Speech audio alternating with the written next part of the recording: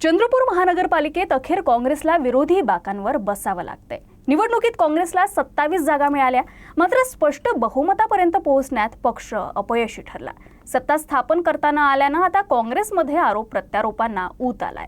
निवडणुकीच्या तोंडावर तत्कालीन शहराध्यक्ष रामू तिवारी यांना पदावरून हटवण्याचा निर्णय पक्षाला महागात पडल्याची चर्चा रंगू लागली आहे। गेल्या 6 वर्षांपासून रामू तिवारी हे काँग्रेसचे शहराध्यक्ष म्हणून कार्यरत होते। या काळात त्यांनी आंदोलनं, मोर्चे आणि विविध संघटनात्मक उपक्रमांच्या माध्यमातून पक्ष संघटना बूथ स्तरापर्यंत मजबूत केली। त्यांच्या नेतृत्वाखाली झालेल्या लोकसभा निवडणुकीत काँग्रेसला चांगलं यश मिळालं। त्यानंतरच्या विधानसभा निवडणुकीतही पक्षाला जनतेचा चांगला पाठिंबा मिळाल्यानं मनपा निवडणुकीतही याचा फायदा होईल अशी अपेक्षा व्यक्त केली जात होती।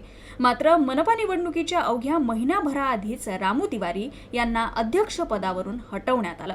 या निर्णयामुळे पक्षातील संघटनात्मक समतोल बिघडला आणि त्याचा थेट परिणाम उमेदवारी वाटप प्रक्रियेवर झाला।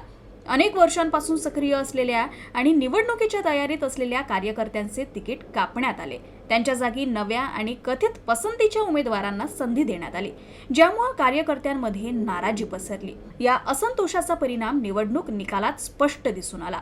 काँग्रेसला सुमारे 40 जागा मिळतील असा अंदाज वर्तवला जात होता, मात्र पक्षाला केवळ 27 जागांवर समाधान मानावं लागलं।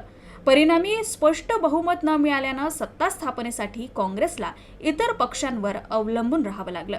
याच कारणामुळे महापौर निवडणुकीतही अपेक्षित यश मिळू शकलं नाही। सध्या काँग्रेसमध्ये निवडणुकीच्या तोंडावर करण्यात आलेले संघटनात्मक बदल आणि उमेदवारी वाटपातील गोंधळ यामुळेच पक्ष सत्तेपासून दूर राहिला अशी चर्चा सुरू आहे।